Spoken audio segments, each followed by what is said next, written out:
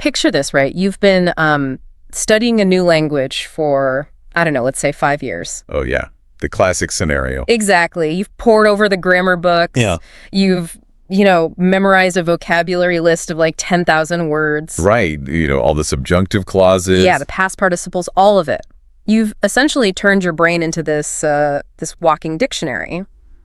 But then you take a trip. The real world test. The real world test, yeah.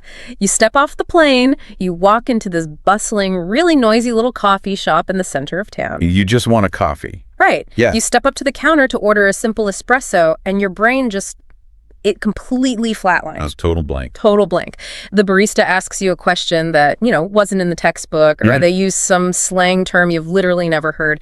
And suddenly, despite years of academic study, you're just frozen. It's the universal nightmare of every single language learner out there. It really is. Because you realize in that exact moment that the controlled laboratory environment of your textbook has absolutely nothing in common with the wild, unpredictable ecosystem of actual human speech. Yes, exactly.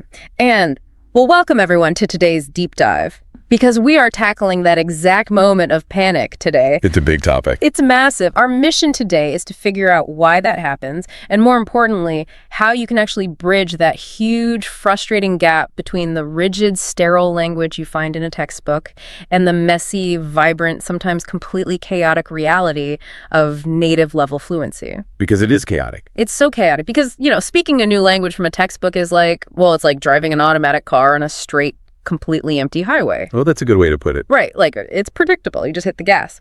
But native conversation, that's driving a manual transmission in rush hour traffic. With potholes everywhere. Yeah. You have to shift gears instantly between formal vocabulary and street-level slang.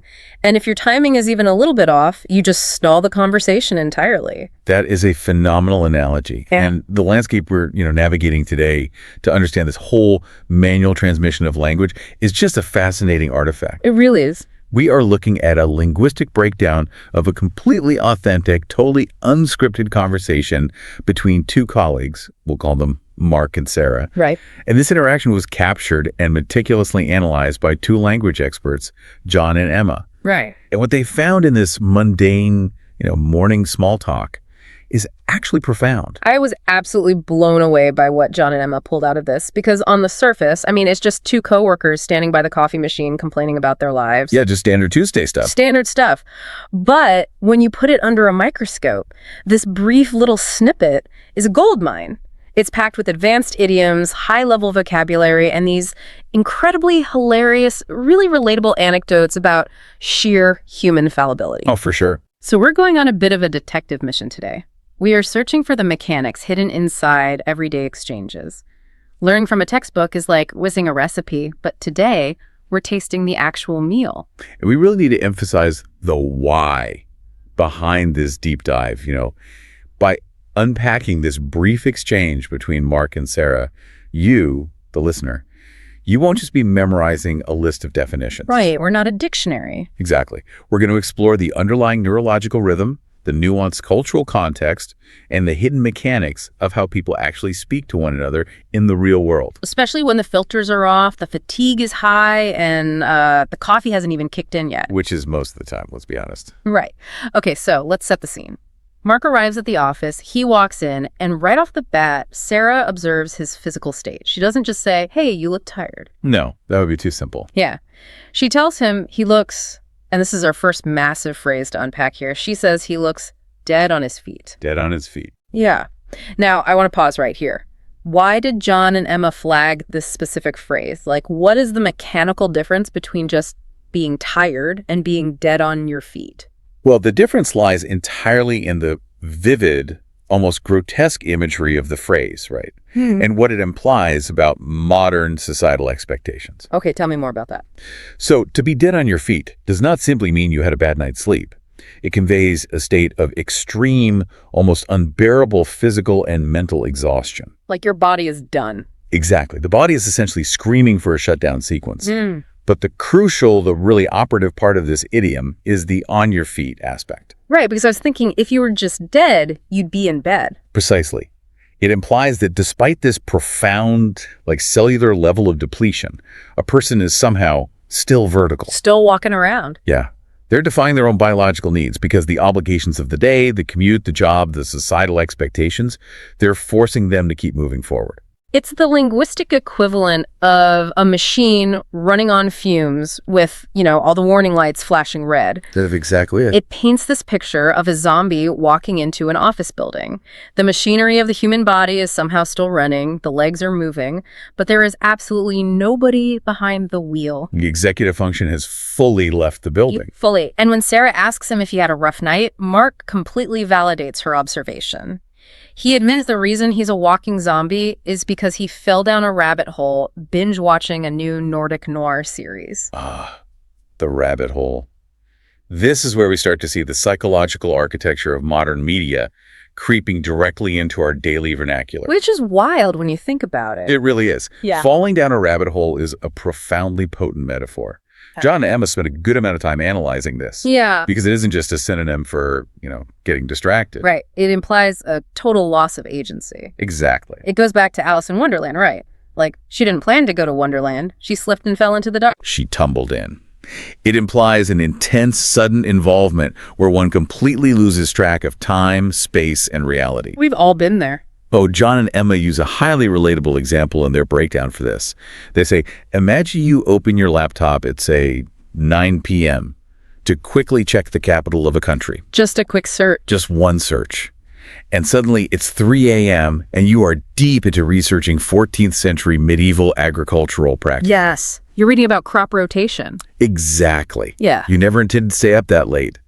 But the descent is gradual, the dopamine hits are constant, and the experience is entirely consuming. I think every single person listening to this right now has been exactly there. You click one link, you watch one single episode of a show, you promise yourself you're going to bed in 10 minutes. Just one more episode. Oh, it's just one more, and suddenly the birds are chirping and the sun is coming up. But Mark specifically identifies the weapon that caused his downfall here. The weapon. Yeah. He blames a perilous cliffhanger trap for his lack of sleep. And this requires a deep dive into how our entertainment is fundamentally engineered to bypass our biological need for rest. It's scary how good they are at it. It really is. John and Emma provide a very precise mechanical definition of a cliffhanger. It is not simply an exciting ending or a dramatic fade to black. Okay, so what is it mechanically? It's a calculated, highly engineered narrative device explicitly designed to leave the protagonist in a precarious, entirely unresolved dilemma at the exact moment the installment ends. So it's not just a good story, it's an actual trap. It's a psychological snare? It is entirely a snare. From a neurological standpoint, the human brain desperately craves resolution. We have an incredibly low tolerance for open loops. We hate not knowing what happens next. We despise it. When we see a character hanging off a literal or metaphorical cliff, our brain chemically punishes us with a low hum of anxiety. Wow, so it's actual anxiety. Yeah. And the only way to relieve that anxiety, the only way to close the loop and secure a hit of dopamine is to let the next episode autoplay. The timer just counts down from 5, 4, 3. And you do nothing to stop it. The cliffhanger practically guarantees sleep deprivation because it pits our logical need for 8 hours of sleep directly against our primal psychological need for closure. And the primal need almost always wins. Almost always. Okay, but here's where it gets really interesting to me, though. Mark was watching a Nordic noir series. John and Emma point out that this specific genre is infamous for being incredibly gripping, incredibly dark, and as Mark says, impossible to tear oneself away from. Oh, Nordic noir is notorious for that. Right. But listening to this, I have to push back a little on the victimhood of it all. Are we all just willing participants in our own sleep deprivation? That is the crux of the modern media dilemma, isn't it? Yeah. How do you see it? Well, falling into a cliffhanger trap, as Sarah perfectly calls it, it doesn't feel like an accident anymore. It feels like a digital hostage situation. A digital hostage situation. I like that. Think about it. The show's writers, the producers, the streaming platforms, they're essentially holding your brain's need for narrative closure hostage. Right. And the ransom you have to pay to get that closure is tomorrow's productivity. You are voluntarily handing over your required biological rest just to find out who the killer is in some snowy, fictional Swedish town. That's so true. You pay the ransom, but the cost is astronomical. A digital hostage situation. That is a brilliant way to frame the mechanics of what Mark experienced. And the consequence of paying that ransom, of suffering that self-inflicted media exhaustion, it's not isolated to the night before. No, it ruins the next day. Completely. When you burn through your sleep to appease a cliffhanger, you fundamentally alter your cognitive state for the next 24 hours. The fog rolls in. Yeah. The lack of sleep doesn't just make you feel a little drowsy. It actively dismantles your executive function. It impairs your decision-making, your motor skills, your logical reasoning. Which means the ransom you paid the night before inevitably leads to a cascading series of failures the following morning. The dominoes start falling. Exactly. The dominoes start falling the second the sun comes up. Because Mark's brain is completely fried from his Nordic noir rabbit hole, he describes his morning routine to Sarah using this incredible phrase. He calls his morning an absolute shambles.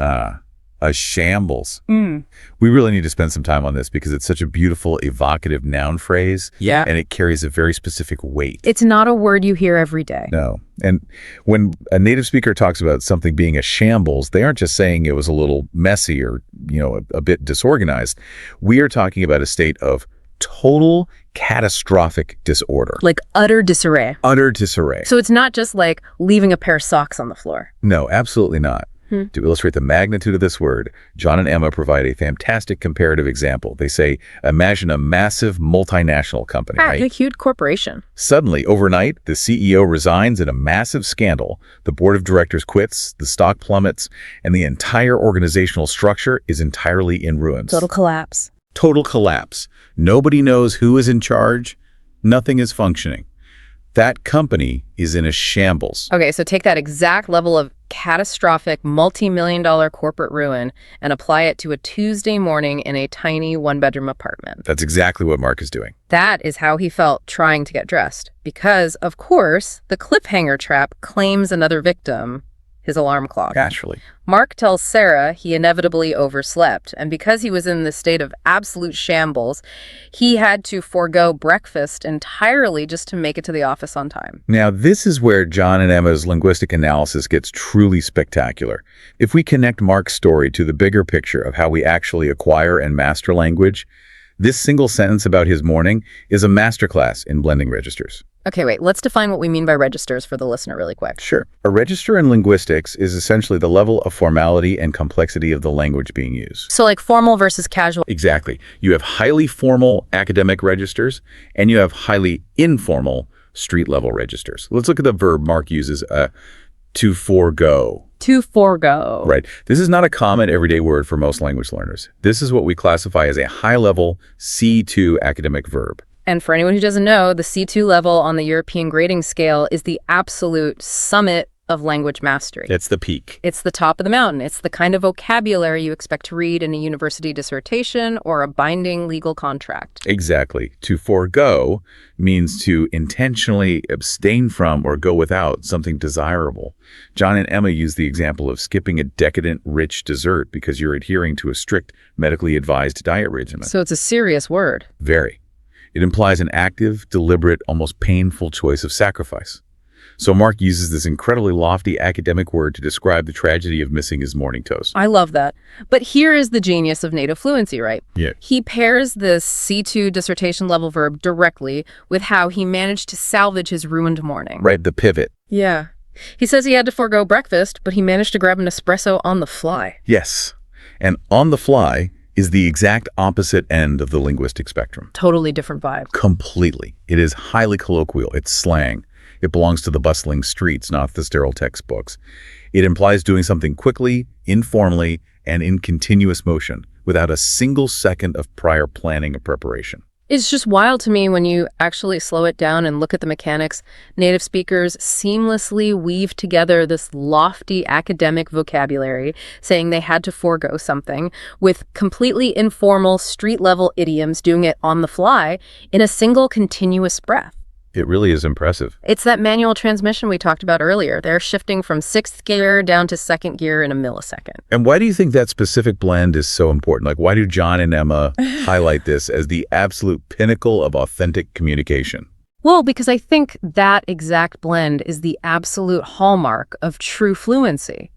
It proves that you understand not just the rigid dictionary definitions of words, but their weight, their texture, and honestly, their comedic value. Their comedic value, yes. You can drop a massive C2 verb to dramatically exaggerate the tragedy of missing breakfast, and then immediately pivot to a colloquialism to explain how you barely survived the commute.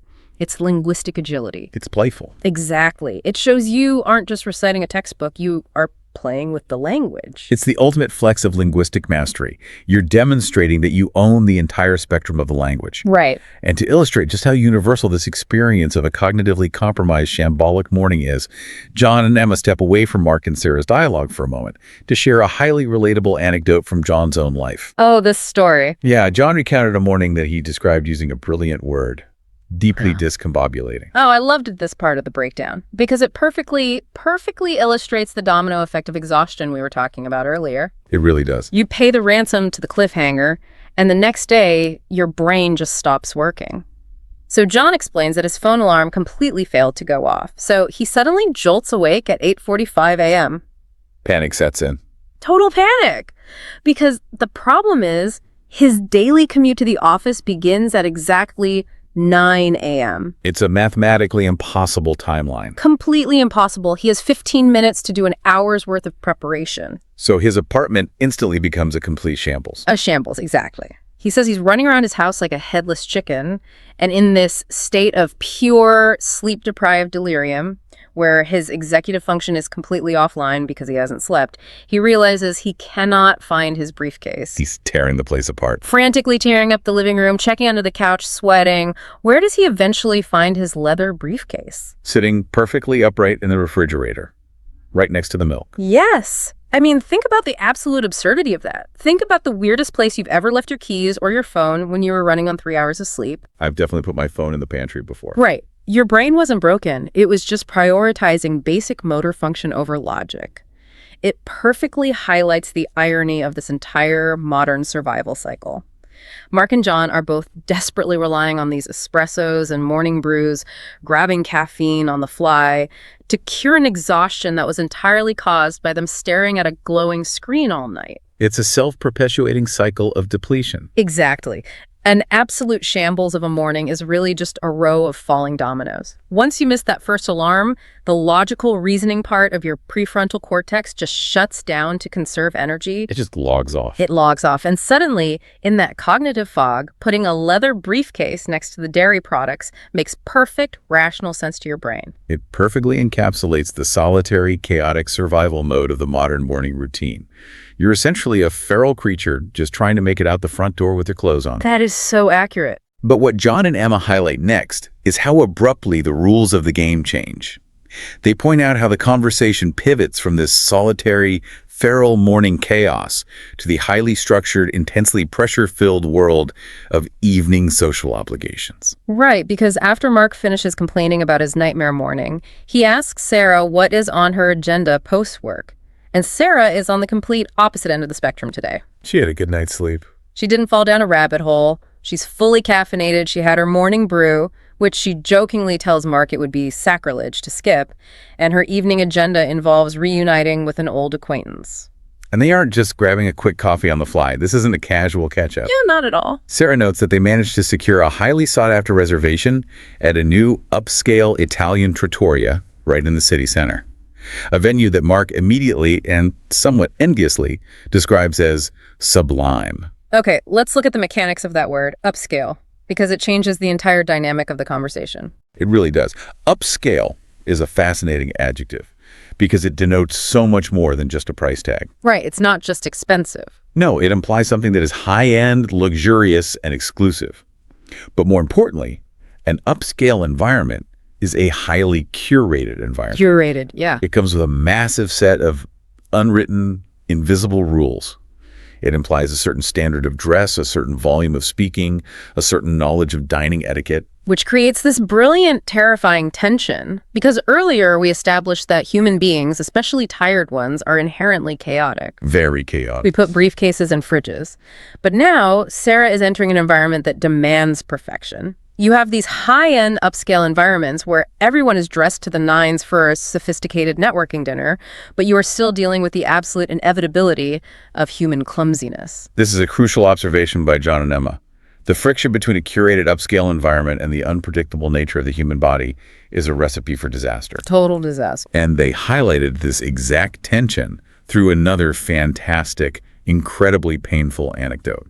This time, John was recounting a mortifying social faux pas he committed at a similar upscale venue. Oh, man. This story is pure nightmare fuel. Just reading it made me sweat. It's so bad. So, John is at this highly sophisticated networking dinner. He's surrounded by important people. He's trying to make a flawless impression, using all his C2 advanced vocabulary, trying to sound as sublime as possible. Playing the part perfectly. Right. And while doing this, he is enthusiastically devouring a massive plate of spaghetti bolognese. Which, we must state for the record, is an inherently dangerous dish to consume in formal upscale attire. I would argue it shouldn't even be on the menu. Eating marinara sauce at a high-end networking event is a culinary extreme sport. It really is. You are just asking the universe to humble you, and sure enough, mid-conversation, John misjudges the trajectory of his fork. A simple millimeter error in physics. Just a tiny flinch. But with devastating, long-lasting social consequences. A massive, conspicuous crimson stain of tomato sauce lands dead center on his pristine, bright white dress shirt. Dead center. And the aftermath of this tiny physical error is what truly paints the picture of social panic. John explains that he couldn't recover. There's no coming back from that. No. The stain was too obvious. He had to spend the entire remainder of this hours-long networking evening with his tailored suit jacket buttoned all the way up to his chin. Just to hide it. Just to hide it. He spent the night looking incredibly rigid, sweaty, and deeply uncomfortable, entirely losing the sophisticated persona he was trying to project, just to hide this glaring physical error. So we have to ask the big question here. What does this all mean for someone listening to this deep dive right now? Like, why do John and Emma include these specific, humiliating stories? A fair question. A briefcase in the fridge, a pasta stain at a networking dinner. Why do these anecdotes resonate so deeply when we are supposed to be talking about the mechanics of language learning? Well, because learning a new language is not just about absorbing vocabulary lists in a silent, safe vacuum. It is fundamentally about navigating social vulnerability. Oh, that's huge. It is about confronting the very real, very visceral fear of public embarrassment. Think about the cognitive load we discussed earlier. When you're operating in a second language, your brain is already working overtime. You're translating everything. You are hyper-aware of your potential to make a mistake, to mispronounce a word, to commit a linguistic faux pas.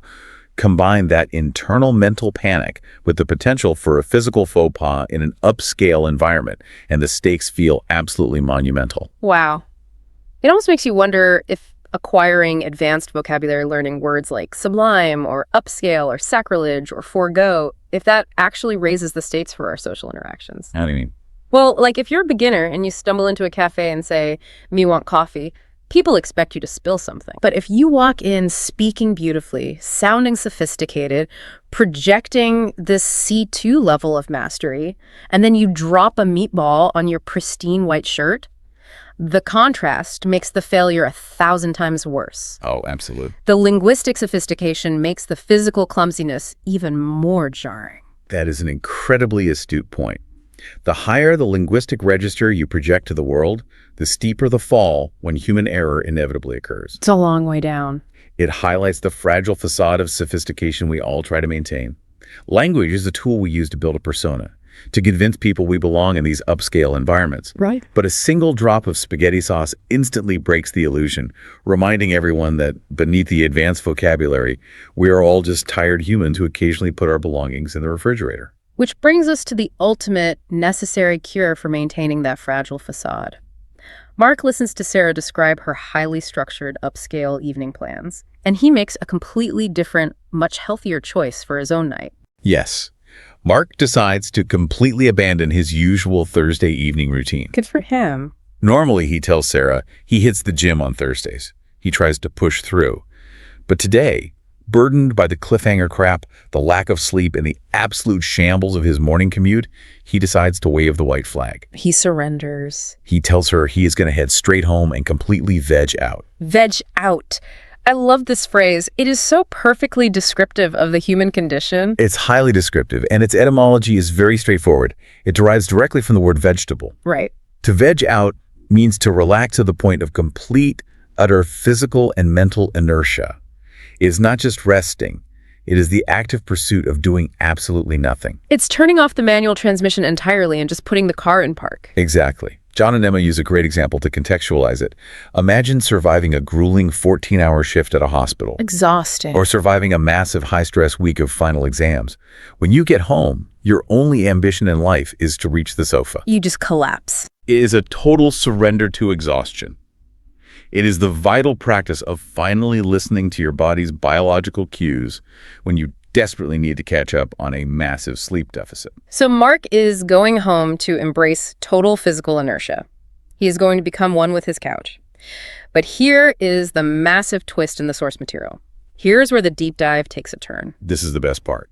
While Mark is planning to veg out, John and Emma drop what I consider the most important high-level bonus tip of this entire analysis.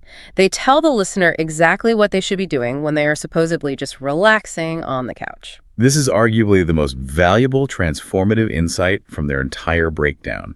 They introduced the mechanical practice of shadowing. Okay, we need to spend serious time unpacking shadowing. We need to look at the mechanics of it because it completely redefines how we watch television. And it is the secret to getting out of the textbook and into real fluency. Absolutely. The underlying premise of shadowing is that passive consumption of media is a myth when it comes to language mastery. Wait, really? A myth. Completely. Just sitting back, putting on a foreign film, and letting the English or Spanish or French passively wash over you while you read the subtitles. It is not enough. So you can't just absorb it. Your brain will not magically absorb fluency through osmosis. Shadowing is an intensely active, highly vocal exercise. So how does it actually work? What is the physical instruction here? The instruction is this. When you are on your couch watching a show, let's say you're watching that gripping Nordic noir series Mark was obsessed with, and a character reacts with high emotion to a cliffhanger, you don't just sit there and watch it happen. Okay. You literally grab the remote and pause the video. And then you mimic them. But you don't just repeat the words like a robot. No. Okay. You mimic their exact intonation, the specific syllables they put stress on, the micro pauses they take, and the overall rhythm of their emotional delivery. Wow. If they gasp before they say the word, you have to gasp before you say the word. That is so specific. You are becoming a parrot for their emotional state. And the underlying neurological goal of this bizarre exercise is to master a concept called prosody. Right, prosody. Prosody. That is a fantastic, crucial word. What is the difference between learning grammar and learning prosody? Well, grammar and syntax are the structural rules of a language. They're the bricks. Prosody is the rhythm, the stress, and the melody of speech. It is the music of a language. The music, I like that. And your brain processes prosody entirely differently than it processes vocabulary. Give me an example. How does prosody actually change meaning? Think about the concept of sarcasm. Okay. The syntax, the actual words of the phrase, "Oh, that's a brilliant idea," are identical whether you are giving someone a genuine compliment or brutally mocking them. Right. That's a brilliant idea versus, oh, that's a brilliant idea. Exactly. The only thing that dictates the truth of that sentence is the prosody. The elongation of the vowels, the pitch of your voice, the rhythm of the delivery. So you could have the best vocabulary in the world, but... You can have perfect grammar. You can possess an immense C2 vocabulary. But if your prosody is off, if you don't know the music, you will always sound uncanny and unnatural to a native ear. That makes total sense. Prosody is universally considered the final, most difficult hurdle to achieving true, native-like fluency. This is such a fascinating, almost hilarious contrast to me. I want you to really picture this scenario. Think about the physical inertia of vegging out, where your body is practically melting into the cushions. Or relaxation. Right. Compared to the highly active, almost theatrical, physically demanding vocal exercise of shadowing.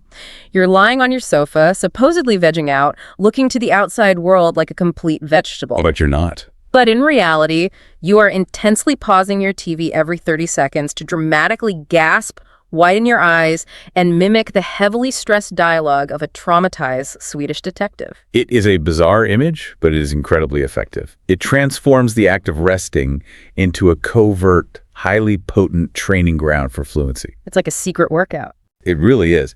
You're physically resting your tired muscles, but you're actively training your brain's auditory processing centers and physically training your vocal cords to adopt the muscular rhythm of a completely new language. It tells me that acquiring prosody, learning the music of a language, is infinitely less like reading a textbook and much, much more like learning to sing a complex song. That's the perfect way to look at it. You can't just read the lyrics on a page. You have to feel the beat. You have to know when the singer breathes. But I have to admit, trying shadowing for the first time feels incredibly embarrassing. You feel like an imposter. Oh, it triggers a massive sense of imposter syndrome because you feel like you are mocking someone or just playing dress up with their culture. Exactly, which raises a really funny, somewhat existential thought. If the ultimate secret to language acquisition is pausing our screens and explicitly mimicking the exact emotional reactions, the exact gasps and sighs of paid actors. Where are you going with this? Is it possible that we are all just mimicking actors until the language finally feels like our own? That is the great, unspoken, open secret of language acquisition, and frankly, of social integration in general. Really? Yeah, you have to fake the rhythm until your brain subconsciously internalizes the melody.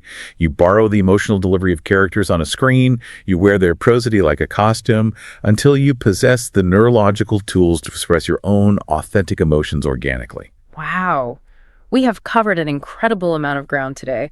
We took a 2-minute conversation by a coffee machine and basically unpacked the entire human experience. We truly have. If we look back at the journey of this breakdown by John and Emma, we've traversed a vast, complex landscape of psychology, neuroscience, and linguistic agility. We started by navigating the precarious, engineered cliffhanger traps of modern media consumption. We examined the biological cost of falling down a rabbit hole and how the brain's desperate need for narrative closure can leave us completely dead on our feet, paying the ransom with our own executive function. We then watched the dominoes fall. We survived the absolute shambles of a solitary, cognitively impaired morning routine. The briefcase in the fridge. Exactly.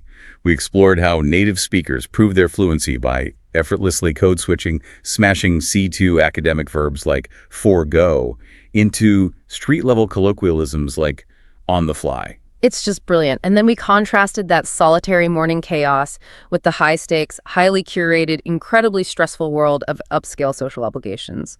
We dissected the rigid, horrifying embarrassment of a crimson pasta stain on a pristine white shirt. The worst nightmare. And how projecting linguistic sophistication actually amplifies our fear of social vulnerability. And finally, we explored the delicate, necessary balance between the physical inertia of vegging out and the rigorous, active musicality of shadowing. We learned that conquering the final hurdle of prosody requires us to stop reading textbooks and start mimicking the emotional music of the world around us. It's a remarkable testament to how much depth, how much culture, and how much messy humanity is packed into a simple, unscripted 2-minute exchange between colleagues. It proves that the manual transmission of real language is infinitely more beautiful than the automatic transmission of a textbook. It really is. The messy reality is where the actual connection happens. And that leaves me with one final provocative thought for you to mull over as we wrap up this deep dive. We just spent a lot of time talking about the mechanics of shadowing. We established that achieving native fluency requires us to closely mimic the exact intonation, the stress, and the rhythm of others. It requires us to copy the music of actors and native speakers until it feels natural. Right. But if language and personality are so deeply neurologically intertwined, and if we learn how to express our deepest emotions by shadowing the media we consume, how much of our own native personality, even in our very first language, is actually original to us? Wow. Is it possible that who we are is just a lifelong subconscious accumulation of shadowing the people, the characters, and the culture we've been binge-watching our entire lives? A truly fascinating, almost unsettling question. Are we the original authors of our own prosody, or are we merely a compilation of our favorite cliffhangers and characters? It's definitely something to think about the next time you pause the TV to copy a dramatic gasp. Thank you so much for joining us on this deep dive. Keep listening, keep paying attention to the musical rhythm of the world around you, and don't be afraid of the manual transmission. Immersing yourself in the messy, chaotic reality of language is the only way to truly learn it. And remember, if you feel completely dead on your feet after absorbing all this new insight, you have our full, unreserved permission to head home, hit the couch, and completely veg out. Catch you next time. I want you to picture something for a second. We are starting today by painting a very specific mental picture, and I need you to really put yourself right in the middle of this scenario. I'm ready. Set the scene. Okay, so picture the most anticipated, glamorous evening out you can possibly imagine. Like the kind of night you've been planning for months. Exactly. We are talking about an event you have been looking forward to not just for days, but for weeks. You managed to score the reservation at that incredibly exclusive place, the one everyone in your city is absolutely raving about. Right, the one that's impossible to get into. Yeah, that one. So the outfit is chosen, the ambiance in your mind is totally set, and your expectations are just sky high. You are envisioning this night of perfect atmosphere, incredible world-class flavors, and effortless, sparkling conversation. Sounds absolutely perfect so far. It does, right. But then I want you to imagine every single piece of that fantasy just crashing down into a total spectacular catastrophe. Well, Yeah. We have all been there, right? You sit down at the table, and piece by piece, the illusion just shatters. it's the worst feeling, just watching it all fall apart. It really is. But here is the real question we're tackling today. When that happens, when the night is utterly, unsalvageably ruined, how do we actually talk about it? That's such a good question. Right. How do we describe that massive, painful gap between what we hoped for and the actual disaster we experienced? Well, that gap between expectation and reality is an incredible testing ground for our vocabulary. Oh, totally. Because it is one thing to walk away from a ruined evening and simply say, I had a bad night, or, the food wasn't good. Yeah, which is what most of us do, right? Exactly. But it is an entirely different level of communication to actually possess the specific linguistic tools required to paint a vivid, undeniable picture of exactly how and why that night fell apart. And that's exactly what we're going to get into. Right.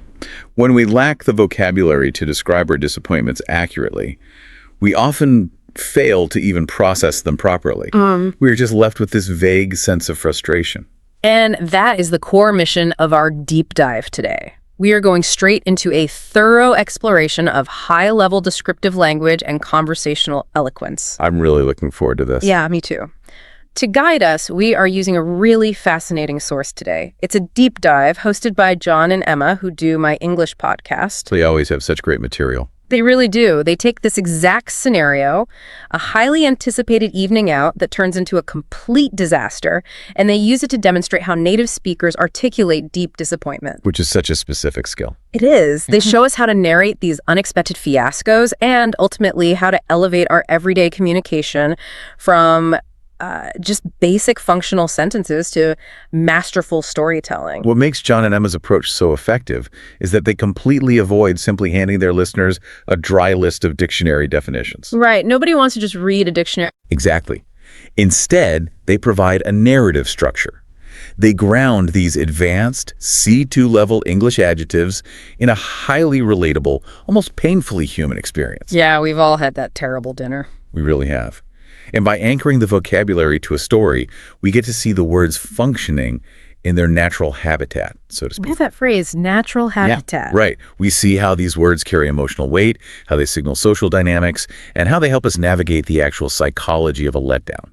So, to set the scene for this linguistic exploration, John and Emma introduce us to two characters having a conversation, Mark and Sarah. Yeah, Mark and Sarah. Now, to give you a bit of context on where these two are coming from, because their starting points are crucial to the language they end up using, Mark was previously battling a severe case of sleep deprivation. Oh, wow. Yeah, he was running on empty, completely exhausted. We all know that feeling. It just colors everything you do. It really does.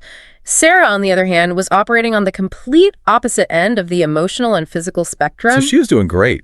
Oh, she was practically vibrating with excitement, because she was anticipating a highly glamorous dinner at an upscale Italian trattoria. Ah, there's the high expectation. Exactly. She had the impossible reservation, she had the towering expectations, and she was mentally preparing for a culinary masterpiece. So you have these two colleagues on completely divergent trajectories. One is just desperate for basic biological rest, and the other is stepping out for a night of curated luxury. Right. Totally different worlds. But as John and Emma tease in their source material, the twist arrives the very next morning when they reunite. The morning after. Yes, the trajectories intersect again, but their states of being have completely inverted. Things for Sarah did not go according to the meticulously planned script. Not even a little bit. And that inversion is where the linguistic gold is hidden. It really is. Over the course of this deep dive, we are going to meticulously deconstruct Sarah's recounting of her night. Step by step. Exactly. We are going to mine her story for this incredibly advanced vocabulary, but more importantly, we're going to explore the mechanics behind why these specific words work so well. I'm ready when you are. Let's jump straight into the morning after then. Mark greets Sarah in the office, and their realities have completely flipped. The reversal of fortune is just stark. Mark, the one who was previously suffering from severe, debilitating sleep deprivation, actually had a highly successful evening by his own metric. Right, because his goal was just to sleep. Exactly. He opted for an early night. He managed to, as he describes it to Sarah, veg out. He vegged out. I mean, I think that is one of the most perfectly descriptive phrasal verbs we have in English. It really paints a picture, doesn't it? It totally captures the absolute absence of activity. You aren't just resting, you are adopting the cognitive state of a vegetable. Right. You are literally just existing in space. Yeah, just sitting there. It implies a deliberate surrender of ambition for the evening.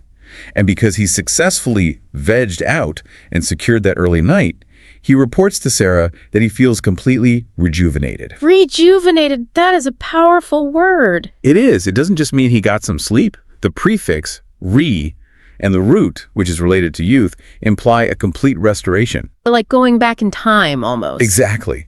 He has recovered his baseline energy and feels young again, completely ready to tackle the day's challenges. Good for Mark. Right. But then, in his fully restored state, he turns his attention to Sarah, the person who is supposed to have this magical, upscale, transformative dining experience. Right, the Italian trattoria. And he immediately observes that something is deeply amiss. He knows that she looks a tad crestfallen. Okay, let's unpack this. Crestfallen, that is such a specific, weighty adjective to drop into a morning greeting. It really is a heavy word to use first thing in the morning. John and Emma define it in their deep dive as being visibly disappointed, sad, or discouraged, but specifically after having your hopes up. The hopes up part is key. Right. So I want to test an analogy here. Is crestfallen essentially the linguistic equivalent of a balloon slowly deflating at a party? Like, does that capture the tone for the disaster story Sarah is about to unleash? What's fascinating here is I think the deflating balloon analogy captures the result, but it actually misses the psychological depth of the word crestfallen. Oh, really? How so? Well, think about it. A balloon is passive, right? It just holds air until it leaks. But crestfallen carries a sense of active ego and pride that has been wounded. Okay, that makes sense. Think about the etymology that Emma touches on in the source material. The imagery embedded in the word is intensely physical. It refers to an animal's crest like the fleshy comb on a rooster or the feathers on the head of a proud bird. Oh, wow. I never actually thought about the literal crest part of it. Yeah. When the animal is alert, proud, or anticipating victory, that crest stands rigid and tall. It is a physical manifestation of high status and high hopes. Right, they're puffing themselves up. Exactly. And when the animal is defeated in a fight or frightened, the crest literally falls. It collapses. Oh, that is so visual. So applying that to Sarah, she didn't just lose air like a balloon. Her pride, her anticipation, her high social expectations for this exclusive trattoria were standing tall, and reality came along and broke them. Wow. The physical slumping of her posture is the human equivalent of the fallen crest. That is a crucial distinction. It requires that initial state of pride or high anticipation to truly work. Exactly. You can't be crestfallen about something you didn't care about in the first place. Right. If my morning train is late, I am annoyed, but I am not crestfallen because I didn't have soaring, glamorous expectations for my commute. Unless you really love the train. Fair point. But Sarah did have those expectations. So when Mark says she looks a tad crestfallen, he is employing a very classic rhetorical device, isn't he? Understatement. Yes, absolutely. By pairing tad, meaning a really small amount, with crestfallen, which is the total physical collapse of hopes, he is gently prompting her. It's a very polite way to ask what went wrong. Because a slumped posture and a defeated expression are universally readable, her body language is broadcasting the failure of the upscale Italian trattoria before she even opens her mouth. The visual communication precedes the verbal communication. And by starting the narrative here, with the visible physical aftermath of the evening, John and Emma highlight a brilliant storytelling technique. It sets the hook. It instantly builds psychological suspense. As listeners, Or as the conversational partner in Mark's case, we already know the ending.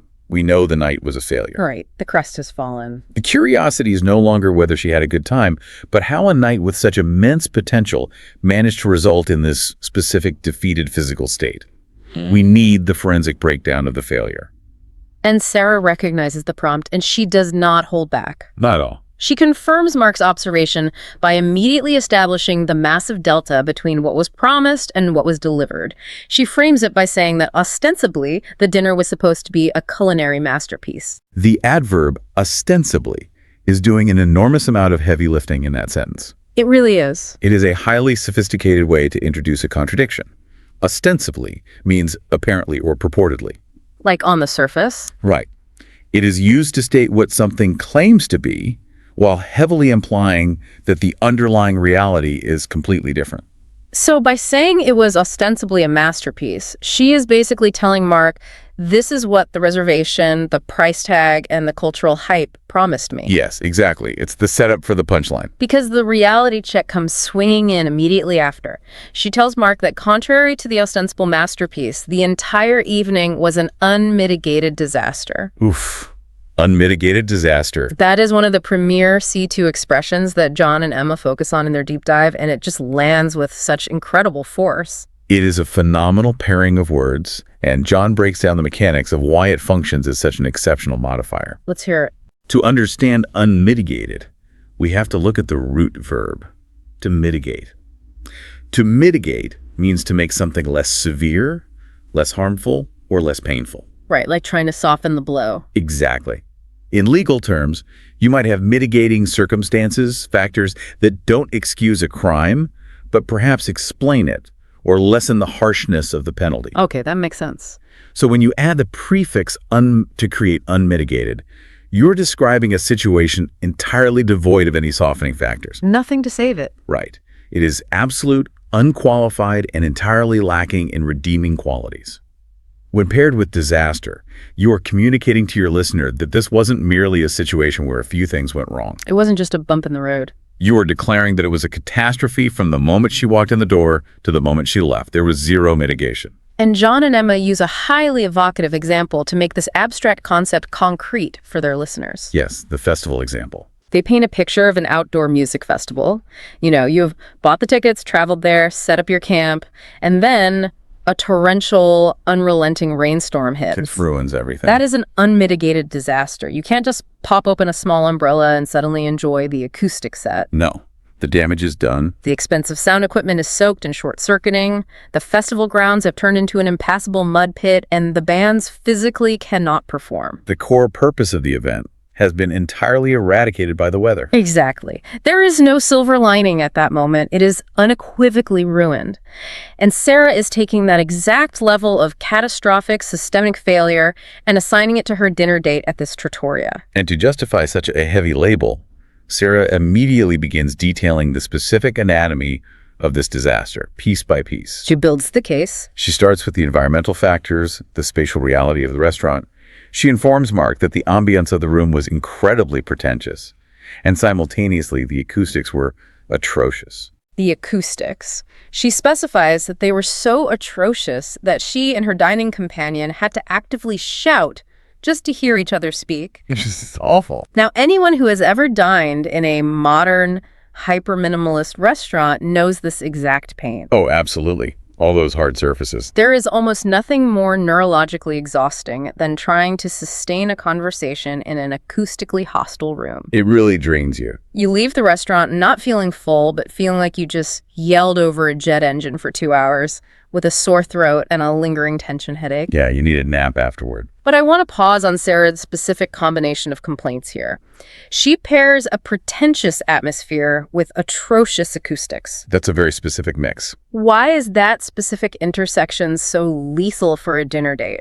It feels like those two elements actively war against the very concept of hospitality. That is a very sharp observation, because the tension between those two words is where the real frustration lies.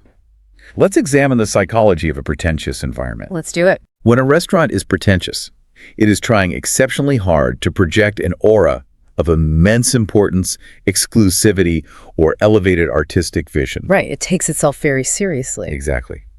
It often involves severe decor, wait staff who act more like museum curators than servers, and a general demand that the diner revere the establishment. The environment is demanding your respect. But then you introduce atrocious acoustics, meaning exceptionally bad, displeasing, or of deeply inferior quality. It creates a massive contradiction. Precisely the opposite of what the environment is demanding. You have a restaurant demanding your silent reverence and awe, yet hasn't even bothered to engineer the basic fundamental functionality of a dining room, which is to allow two humans to break bread and speak to one another without screaming until their vocal cords strain. It's so backwards. When acoustics are atrocious in a cheap diner, you forgive it. But when they are atrocious in a pretentious environment, it feels insulting. Yes, because you're paying for it. It feels like the restaurant cares more about the visual aesthetics of bare concrete walls than the actual biological comfort of the people paying to sit inside them. The pretension amplifies the atrociousness of the noise. You are paying a premium surcharge for an atmosphere that actively sabotages your ability to connect with the person sitting 2 feet away from you. It is the ultimate form of form over function. I think about it like going to a magnificent, highly acclaimed library that demands complete silence, but for some inexplicable reason, they are blasting heavy metal music from the ceiling. Oh, that's a great comparison. Yet the librarians are still shushing you and expecting you to read complex philosophy. The institution is completely contradicting its own purported purpose. It's madness. And Mark, listening to this, completely validates her frustration. He immediately agrees, noting that he absolutely despises restaurants where you are forced to shout. Most people do. But, being the rejuvenated, positive person in this dynamic, he tries to pivot the conversation toward a potential redeeming quality. He asks, "How is the food, at least?" He's trying to find the bright spot. It is a logical lifeline to throw. You figure, fine, the room is an echo chamber of pretentious noise, but it is an upscale Italian trattoria. The chef must be a maestro. Right. The food will save the day. The food will be the mitigating factor that prevents it from being an unmitigated disaster. That is the assumption we all make to justify the high bill at the end of the night. We tell ourselves that culinary excellence will excuse environmental hostility. This is it. Well, as Sarah's narrative unfolds, we discover that the culinary side of the equation was not going to provide salvation. In fact, it was about to add severe insult to the ongoing injury. Sarah's assessment of the menu is just devastating in its finality. She categorizes the food as utterly underwhelming. Utterly underwhelming, ouch. But she doesn't just leave it at that broad stroke. She dissects the failure into 2 distinct conflicting vectors. She tells Mark that the prices on the menu were exorbitant, while the actual physical portions delivered to the table were minuscule. We need to look very closely at those 2 specific adjectives, exorbitant and minuscule, because placing them side by side in a sentence creates a massive delta. A huge gap. They represent a gaping chasm between the financial cost extracted from the diner and the actual value provided by the restaurant. John and Emma spend significant time highlighting exorbitant as a critical piece of C2 vocabulary. It's the great word. The word means unreasonably high, grossly excessive, or extortionate, specifically in the context of prices, demands, or fees. It is a word that carries an inherent sense of injustice, doesn't it? Exactly. John uses a very relatable example in the source material. A hotel charging an exorbitant fee for basic room service. Oh, like a $20 sandwich that costs $40 to deliver. Precisely. It is crucial to understand that exorbitant does not simply mean expensive. A luxury car is expensive, but if the price matches the engineering, it isn't necessarily exorbitant. Right, you get what you pay for. Exorbitant implies that the price has severed all ties with reality and fairness. It has crossed an invisible line into the realm of the offensive. It feels like a violation of an unwritten social contract between the buyer and the seller. And then you take that exorbitant, socially offensive price tag and you pair it with a minuscule portion. It's just adding insult to injury. You are being forced to hand over maximum financial resources in exchange for minimum caloric output, which is the exact antithesis of the fundamental promise of an Italian trattoria. Truly. When you think of Italian dining, the cultural schema is built around abundance, generosity, overflowing bowls of pasta, warmth, and sustenance. Comfort food. Exactly. To receive a minuscule portion in that specific cultural context feels like a betrayal of the genre itself. Which serves as the perfect launch pad for an incredibly vivid and frankly hilarious anecdote that John shares from his own life in the podcast to perfectly illustrate this exact phenomenon of the exorbitant minuscule paradigm. Oh, John's London restaurant story. This is the absolute zenith of the pretentious ambiance colliding with underwhelming food experience. It really is the perfect example. So John details a specific dining experience he endured in London a few years prior. He sets the scene by describing the menu. He says the dishes were described using this highly poetic, wildly extravagant terminology. We have all seen those menus. Right, where they don't just tell you it is a carrot, they give you a 3-paragraph essay on the specific volcanic ash the carrot was grown in, the philosophical intent of the farmer who harvested it, and the emotional journey of the sauce it sits in. That kind of language serves a very specific psychological purpose. Really? Like what? It is designed to build the diner's anticipation to a fever pitch, creating an expectation of a truly transcendent, almost spiritual culinary event. Yeah. It is verbal theater meant to justify the upcoming exorbitant bill. Exactly. So John reads this poetry, his expectations are soaring, and he orders his main course, fully prepared for a symphony of complex flavors. And what does he get? What actually materializes on the table in front of him? John recounts that his highly anticipated main course consisted of a single solitary spear of asparagus, resting on what he describes as a microscopic dollop of foam. A single spear of asparagus. Yes. Resting on a microscopic dollop of foam. It is the ultimate absurd manifestation of exorbitant pricing meeting a minuscule portion. It's almost comical. In the source audio, Emma actually bursts into genuine laughter when he delivers the phrase, a dollop of foam. It is laugh out loud funny because the disproportion is so absurd. And Emma, knowing exactly how this game works, immediately jumps in and guesses the outcome. She says, "Let me guess, it cost a small fortune." And of course it did. John validates her suspicion, confirming that it cost an exorbitant amount of money. But the true punchline, the detail that elevates this from a disappointing meal to a legendary fiasco, is what happened after he left. Oh, this is the best part. John confesses that after paying this exorbitant sum for his lone, foam-adjacent asparagus spear, he was still so ravenous that he had to pull his car into a fast food drive-thru on the way home just to, in his words, satiate his hunger. He had to get fast food after a fine dining experience. He categorizes the entire evening as a complete fiasco. This raises an important question, though. John's anecdote isn't just funny. It acts as a sharp critique of the modern, hyper-elevated hospitality industry. How so? Well, at what point does a chef's pursuit of creating a conceptual masterpiece cross the line into completely alienating and disrespecting the actual human customer? That is a great point. In John's scenario, the restaurant became so intensely myopic, so obsessed with their own conceptual artistry, the culinary poetry on the menu, the molecular gastronomy of the foam, that they entirely forgot the baseline biological purpose of a restaurant. Which is to feed people.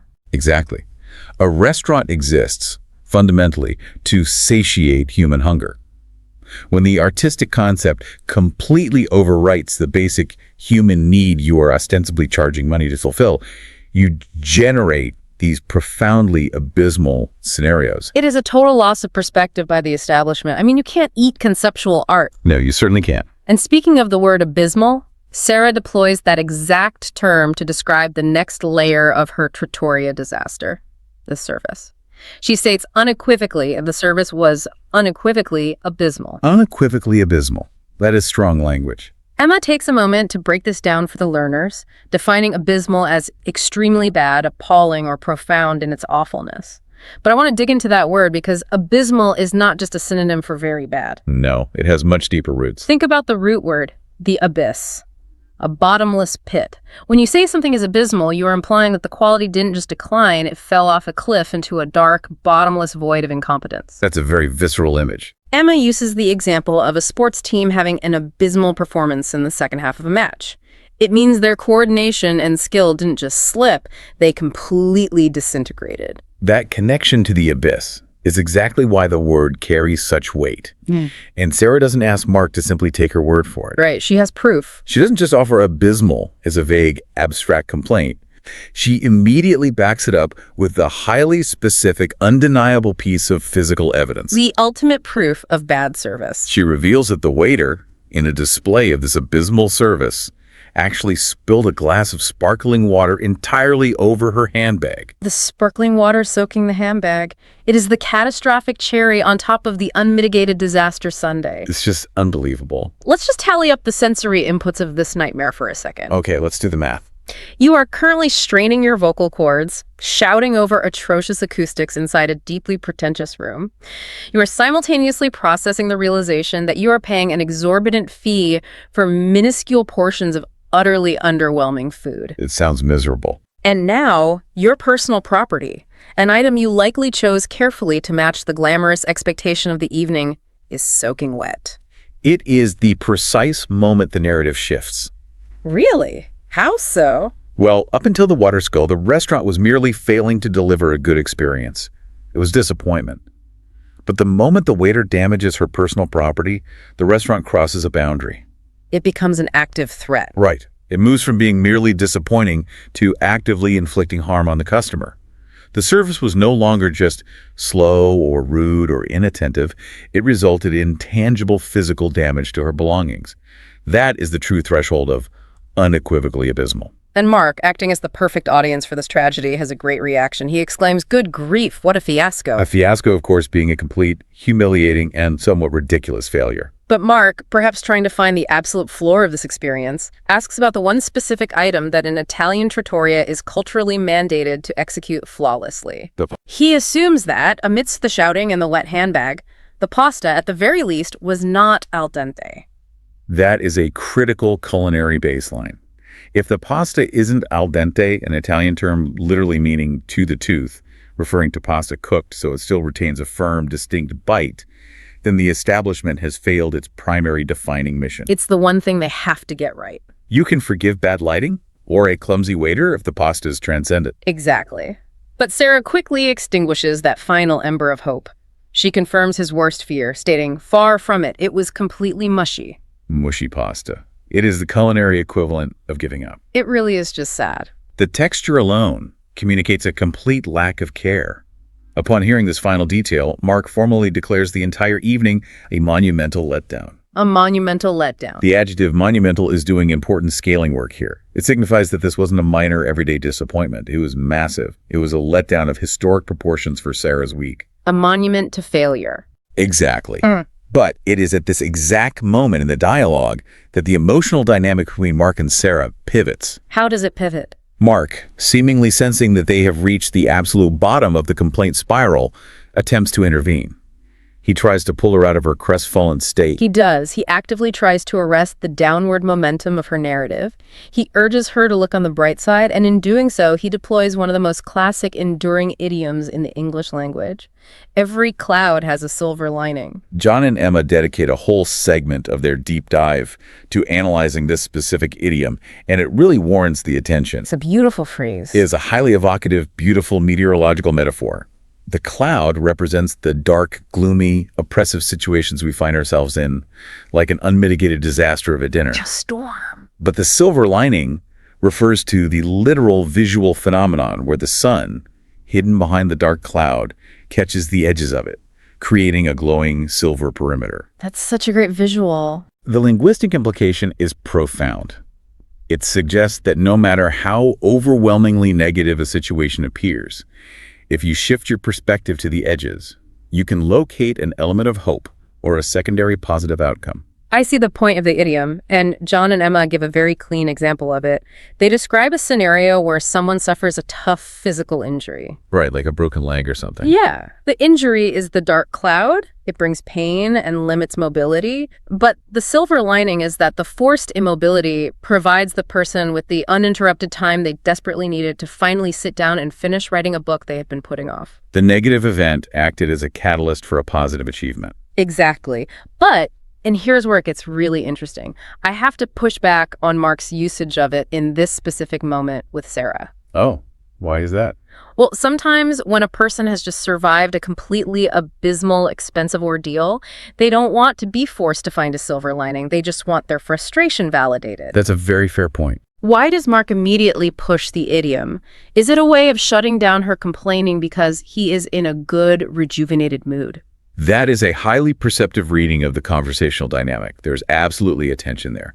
Psychologically, forcing a silver lining can sometimes border on toxic positivity. Right, just let her vent. However, we can also view Mark's intervention through the lens of cognitive dissonance. Sarah is experiencing the dissonance of having spent a significant amount of money and emotional energy on an experience that yielded zero positive return. That is a painful psychological state to be in. It is. So Mark is offering the idiom as a cognitive escape hatch. He is giving her a framework to salvage some value from the evening, so she doesn't have to categorize the entire night as a total humiliating loss. He specifically prompts her by asking, "I presume it was still nice to catch up with your old acquaintance." He provides the silver lining for her to agree with. That makes a lot of sense. He is offering her a raft in the middle of the fiasco, and Sarah takes it. She acknowledges the prompt and accepts the silver lining. She finds a way out. She replies, "That is true. The company was impeccable, even if the cuisine was thoroughly subpar."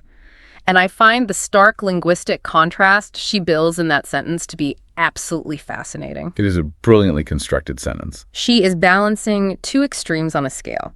Everything related to the physical, commercial transaction of the restaurant, the pretentious room, the mushy food, the destructive service, was thoroughly subpar. The lowest of the low. But the purely human element, the unmonetized connection with her friend, was impeccable. Impeccable is a masterful word choice to balance against subpar. Let's look at its origins. Let's do it. Emma defines it in the episode as flawless, or existing at the highest possible standard. But the etymology is even more revealing. The prefix "im" means not, and peccare is a Latin root meaning to sin. Wait, really? To sin? Yes. So something that is impeccable is literally without sin. It is pure and untainted. Oh, wow, that is deep.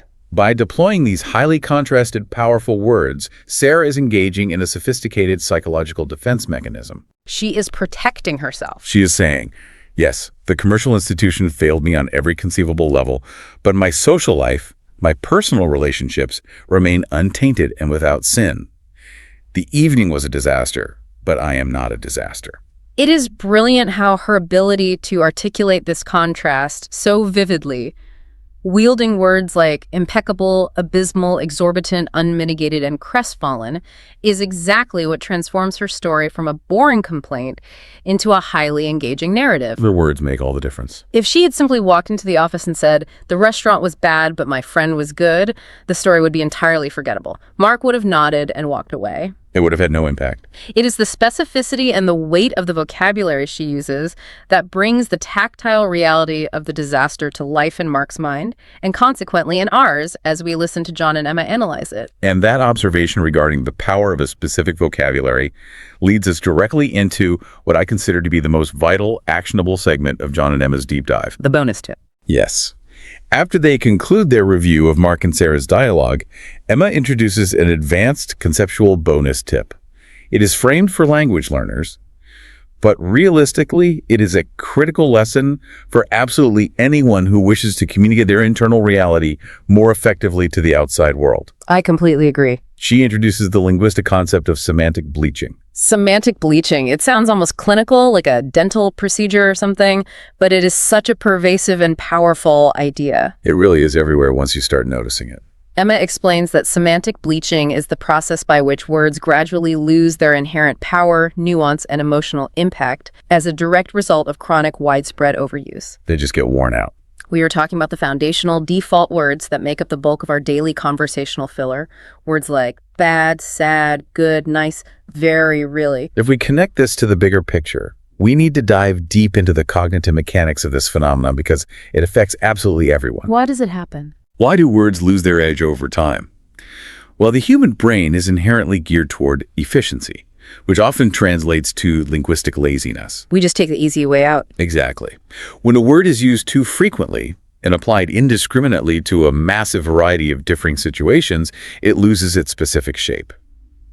Can you give an example of that? Let's trace the word bad. If you use the word bad to describe a minor, inconsequential typo in an internal email, and later that same day you use the word bad to describe a catastrophic multi-car highway collision, the word bad has been stretched beyond its capacity. It can't hold both of those meanings effectively. Right. It no longer accurately communicates the objective reality of either situation. It's been bleached of its color, its texture, and its emotional weight. It ceases to be a descriptive tool and simply becomes a vague placeholder signaling general negativity. I think of it like taking a highly specialized, incredibly sharp chef's knife and using it to cut literally everything in your house. Oh, that's a brilliant analogy. like use it to chop wood, to pry open plastic packaging, to unscrew metal faceplates. Eventually, the blade is completely dull and jagged. When you finally need it to cleanly slice a delicate tomato, it just crushes it. It ruins the tomato. The word good is exactly like that abused dull knife. We say, the weather is good, the movie was good, the mushy pasta was good, my health is good. When you use the same tool for everything, it tells the listener almost nothing specific about your experience. That is a phenomenal analogy. And Emma's proposed solution to this widespread linguistic dulling is both simple and incredibly challenging. The detox. Yes, she suggests undertaking a deliberate vocabulary detox. She actively challenges her listeners to intentionally banish these basic, bleached adjectives from their speech patterns for an entire consecutive week. A vocabulary detox. I find the framing of that so compelling. You have to literally prohibit the words good, bad, nice, and sad from exiting your mouth for 7 days. It sounds harder than it is, but it takes work. You are forcibly removing the dull knives from your kitchen. You have to compel your brain to be precise. But let me challenge this concept for a moment. Go for it. Isn't that mentally exhausting? If I'm just telling my partner about a mundane trip to the grocery store, do I really need to summon C2 level vocabulary? Sometimes isn't the word bad just efficient? Is it really necessary to constantly operate at the level of atrocious or unmitigated? That is a very fair critique. If every single sentence is packed with high-intensity vocabulary, you risk sounding incredibly melodramatic or, ironically, pretentious, like the restaurant Sarah visited. Right, you'd sound like a walking thesaurus. Exactly. But the goal of Emma's vocabulary detox is not permanent replacement. It is an exercise in calibration. It is about breaking the unconscious habit of defaulting to the lazy word when a specific word is warranted. It's about building the muscle. Yes, when you ban bad for a week, you force your brain to evaluate the degree of negativity. Emma says that during this detox, if the weather is terrible, you can't just say it is bad, you have to access atrocious. You have to find the right tool. If a movie was enjoyable, you can't just say good. You have to determine if it was riveting, impeccable, or merely entertaining. John adds a philosophical layer to this exercise, stating that precision is the hallmark of mastery. Precision is the hallmark of mastery. That is the kind of quote you write on a Post-it note and stick to your monitor. It applies to far more than just language. It truly does, because the consequences of semantic bleaching extend far beyond simply making our stories slightly more boring for our friends to listen to. What else does it affect? It actually loops back and limits our own cognitive ability to fully express and therefore fully process our own reality. The limits of our language become the limits of our world. That is a huge statement. Think about it. If you do not possess the word exorbitant in your active vocabulary, you cannot fully, accurately convey the specific righteous anger of being financially exploited by a restaurant. You just feel a vague sense of bad. You're trapped in the vagueness. If you don't possess the word crestfallen, you cannot adequately describe the physical bodily weight of a shattered expectation. By constantly relying on bleached, generic words, we are actively flattening our own lived experiences. We are turning our vibrant lives into gray, low-resolution images. So what does this all mean? How often do you, a person listening right now, find yourself relying on the word nice or bad when a much sharper, perfectly contoured C2 level adjective is sitting right there in your mental archives, waiting to be utilized? It's a question we all need to ask ourselves. How often do you recount your weekend to a colleague and simply summarize it as good when you could tell them it was profoundly rejuvenating, like Mark's, or an unmitigated disaster like Sarah's? The vocabulary exists. We simply have to overcome our cognitive efficiency and choose to wield it. It absolutely requires a conscious, deliberate effort, especially when you first begin the detox. It's a mental workout. Doing a vocabulary detox forces your brain to pause for a microsecond before you speak. In that fraction of a second, you must search the archives for the word that actually fits the specific contour and texture of your experience, rather than blindly grabbing the nearest, dullest tool within reach. It's about being present in your speech. It is a practice in mindfulness as much as it is a practice in linguistics. It has been a truly incredible journey today, just tracking the emotional and linguistic trajectory of Sarah's evening. We started by examining the visible aftermath, her slumping, crestfallen posture. The deflated balloon? Yes. We walked step by step through the unmitigated disaster, analyzing the toxic collision of the pretentious ambiance and the atrocious acoustics. Shouting over the dinner table? We felt the sheer, absurd pain of being charged exorbitant prices for minuscule portions, culminating in the utterly underwhelming, tragically mushy pasta. And we cannot overlook the physical damage caused by the unequivocally abysmal service, forever immortalized by the sparkling water poured over the handbag. The handbag remains the central casualty of the night, but through the wreckage we found the silver lining. We analyzed how the impeccable, sinless company of a friend salvaged the evening from the thoroughly subpar commercial cuisine. Human element saved it. And we saw Mark, sitting on the opposite side of the experiential spectrum, feeling completely rejuvenated and ready to tackle the day simply because he chose to veg out. All of this culminated in that incredibly powerful, actionable lesson from Emma and John. The necessity of battling semantic bleaching to elevate our conversational eloquence and our own processing of reality. It serves as a potent reminder that the specific words we choose dictate the clarity of our communication. Absolutely. Before we officially wrap up this deep dive, we have to echo John and Emma's call to action from their source material. They asked their most dedicated listeners to prove their mastery by dropping the word fiasco into their comments. A fun little test. But far more importantly, they wanted to hear your stories. They issued a challenge to their audience. What is the absolute most exorbitant or the most unequivocally abysmal restaurant experience you have ever endured? I'm sure there's some incredible stories out there. And the challenge is to describe it using these exact C2 level words. So take a moment today and think about your own personal asparagus on a microscopic dollop of foam moment. Participating in that kind of active recall is unequivocally the best way to solidify new vocabulary.